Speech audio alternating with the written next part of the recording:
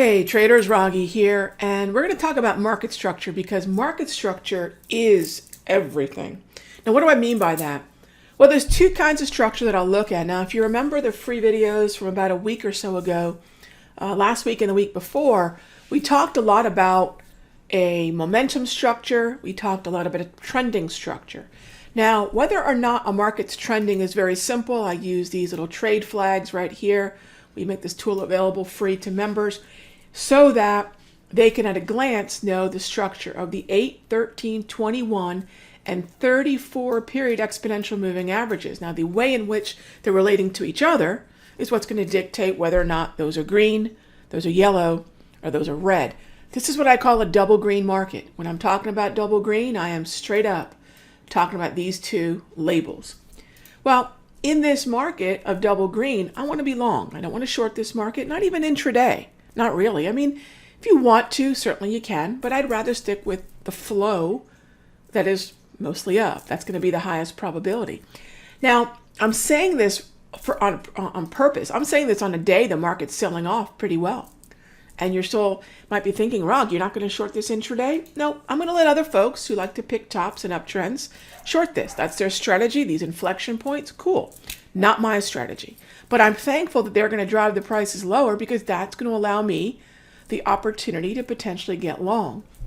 Now, one thing that I want to make aware to everyone is that we are, and this is a little bit more the minutia of being a futures trader, we're in the 2 weeks inside of first notice date for gold, which means I want to start looking at, well, I'm going to keep on the long side, but I got to start looking at what the next contract month is going to be. And if you take a look here, look at our symbols. Q is August. We got V. Oh, we got Z. Look at that. And look at where the previous volume and the open interest is moving to. It's moving to that December contract. So that's where I want to move to as well. I want to go where the volume and the liquidity are. Now, if you're day trading gold, stick with Q, stick with August, stick with where the volume is. But as you see the open interest contract in August and you see it start to increase in the December contract, that's where you want to think about your longer term trade. And I'm now in that window, that 2 weeks to first notice date, where it makes sense. If I'm going to go grab gold, it's probably going to make sense to go take a look at the December contract. So now I'm looking at that GC contract for December. All right, so hang on, GC Z0. All right, I don't know why it's giving me a hard time. Pulling that up. All right, so keep in mind, give me 1 second here. Let me turn this back to gold here. All right, we'll just punt and head on over to the toss charts. So notice how the December contract is pulling back as well. So one of the things that I'm going to have to do is take a look at the levels that I've been wanting to buy the GCQ contract and start asking myself, all right, this is now December gold and it's daily. I always like to be very specific to the time frame. It's daily December gold, and I want to be a buyer probably most aggressively at the value area low, which is going to be right around 18.15 or even 18.14 and a half, that area. So there's the adjustment on the contract, but I also want to mention there's two different environments that we're in, and I want to wrap up this conversation kind of coming full circle about the market structure and the environment.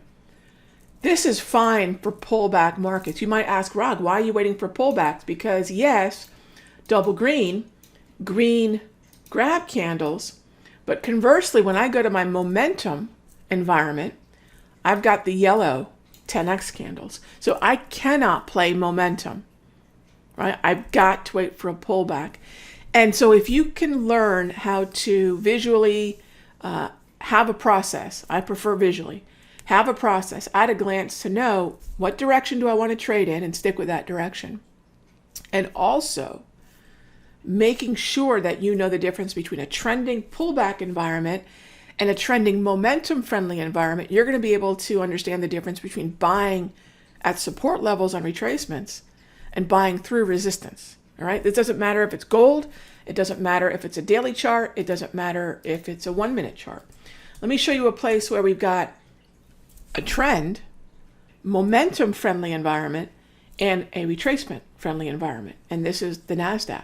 The NASDAQ, as of the last 6 trading sessions, has gone back to a green 10X, and it's remained green on the trending. So whether you want to play a pullback buy or a momentum buy, both are valid. I would just say that these 10X candles have really just barely come back on. So I'll probably want a few more green candles before I really feel good about being a momentum player. But in the meanwhile, you better believe I'm open to pullback buys. We did so earlier with some QQQ calls and at these more aggressive levels. We'll talk more about some of those day trading options and day trading futures and some of these markets in the longer term that I'm looking at in the premium video. So again, know your rollover and know your environment. Hope this helps tackle 2 different topics, but I hope that gives some clarity on 2 very important futures trading topics. I'll see you in the next update.